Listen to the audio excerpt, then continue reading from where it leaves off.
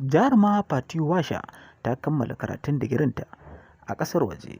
Masu kallonmu da sauraronmu, barkanmu da sake kasancewa a wannan tasha tamu mai albarka ta Hasken Afirka.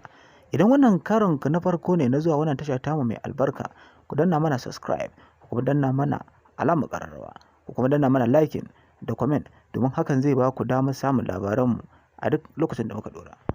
Jaruma Fati Washa ta kammala karatunta na jami'a a ƙasar waje, a inda za mu saka muku da faifan bidiyon shagalin bikin karatun nata a yanzu ba da jimawa ba, domin ku gane wa idonku kamar yadda take cikin farin ciki.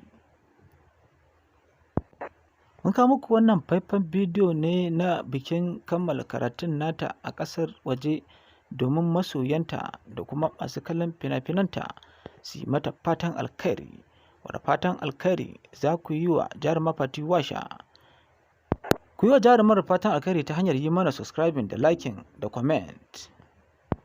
Hakan zai ba ku damar samun labaran namu akan kari duk lokacin da muka ɗora su.